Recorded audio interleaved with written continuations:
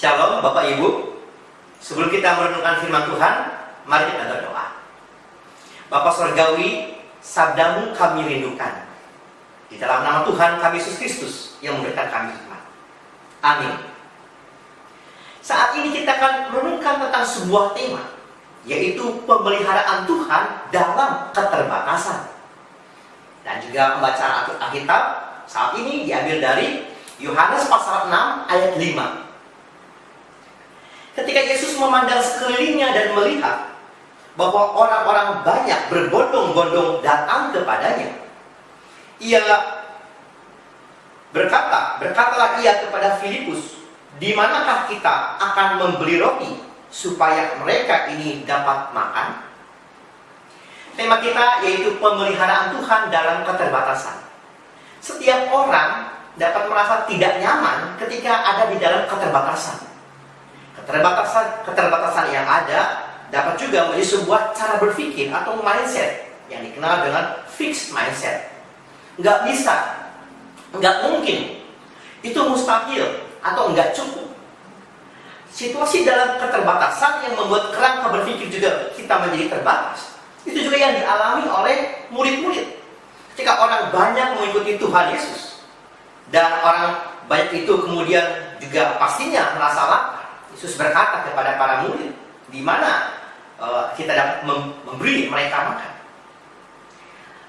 Filipus mewakili sebuah kerangka berpikir, yaitu juga fixed mindset, berpikir di dalam keterbatasan. Kalau ada pada kita uang 200 dinar, atau sekitar 20 juta untuk membeli roti, mana cukup? Itu merupakan kerangka berpikir terbatas, fixed mindset. Tetapi tokoh yang lainnya, yaitu Andreas, mewakili sebuah cara berpikir yang berbeda. Andreas membawa kepada Tuhan Yesus seorang anak yang membawa 5 roti dan 2 ikan. Andreas punya sebuah kerangka berpikir dapat melihat potensi yang ada sekelilingnya.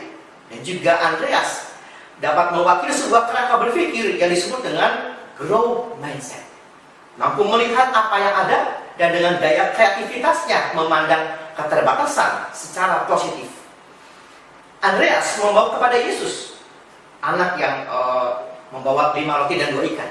Dan tentu kita tahu kisah selanjutnya yang disebut dengan mujizat. Dan apa yang terjadi ketika Tuhan Yesus hadir dan kemudian berkarya.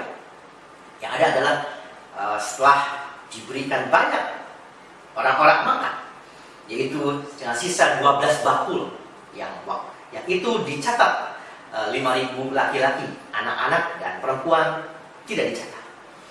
Dari sini kita dapat melihat bahwa keterbatasan dapat menjadi sebuah kesempatan ketika kita belajar dan juga membuat kita bertumbuh. Tuhan memelihara kehidupan para murid, betul. Tetapi juga Tuhan dapat menggunakan keterbatasan sebagai sebuah kesempatan mendidik. Dan juga di dalam keterbatasan para murid dapat belajar mengenal Kristus lebih dekat dan juga merasakan bagaimana Tuhan yang senantiasa memelihara kehidupan murid-murid dan orang banyak di dalam keterbatasan. Firman Tuhan secara sederhana mau juga mengingatkan kita, segala keterbatasan yang ada, segala krisis yang terjadi dalam kehidupan kita dapat menjadi sebuah kesempatan bagi kita untuk belajar dan kemudian juga kita berkembang justru di dalam keterbatasan. Itu merupakan sebuah pilihan dan kerangka berpikir. Saya kenal dengan seorang kawan, dia seorang dosen dan juga seorang praktisi pendidikan. Beliau namanya Ibu Nina Krisnawati. Lewat Ibu Nina saya pun belajar. Lewat Ibu Nina saya mengenal dengan sebuah zona, itu dengan zona nyaman. Dalam kehidupan kita ada empat zona. Yang pertama adalah zona nyaman. Setiap orang nyaman di dalam situasinya. Dan ketika ada perubahan yang terjadi, orang dapat masuk pada zona yang kedua, yaitu fear zone, rasa takut. Dan ketika terus mengalami perubahan, orang akan mengalami sebuah zona yang ketiga, itu zona belajar, learning zone. Dari comfort zone, kemudian kepada fear zone, dan kemudian kepada learning zone.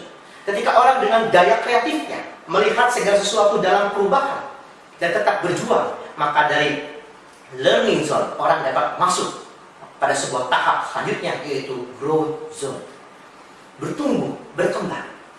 Orang-orang yang masuk di dalam zona pertumbuhan adalah orang yang memandang keterbatasan sebagai sebuah kesempatan untuk tetap belajar dan kreatif. Justru di dalam kesempatan orang dapat bertumbuh ketika dia memilih untuk bagaimana tetap kreatif. Dan growth zone, zona pertumbuhan, mengingatkan kita juga tentang sebuah kerangka berpikir, yaitu growth mindset. Kreatif, adaptif, kerja keras dan tekun. Growth mindset, melihat banyak potensi yang ada di sekeliling kita dengan kerangka cara pandang yang baru. Dengan firman Tuhan, kita diingatkan Tuhan pasti pelihara kehidupan kita. Yes, betul. Tetapi pemeliharaan Tuhan juga dapat kita rasakan justru di dalam keterbatasan. Di dalam keterbatasan dapat membuat kita belajar hal baru, kreatif, dan merasakan berkat pemeliharaan Tuhan meski di dalam keterbatasan. Justru di dalam keterbatasan kita dapat semakin merasakan pemeliharaan Tuhan dalam kehidupan kita. PKJ 258, ku ingin selalu dekat padamu, mengingatkan kita ketika kita senantiasa dekat dengan Tuhan dan tangan Tuhan yang menopang kita, Tuhan akan memberikan pertolongan padamu. Tuhan memberkati kita semua, dan mari kita berdoa. Tuhan Yesus, Allah yang baik, di dalam keterbatasan mampukan kami bersyukur dengan mengucap syukur senantiasa. Berbanding kami mengeluh dan mengomel, mampukan kami Tuhan dengan daya kreativitas kita, dengan daya kreativitas kami mau belajar semakin bertumbuh. Kami mau rindu semakin merasakan pemeliharaan Tuhan. Justru pada saat di dalam keterbatasan, kami yakin Tuhan pelihara juga di dalam situasi apapun juga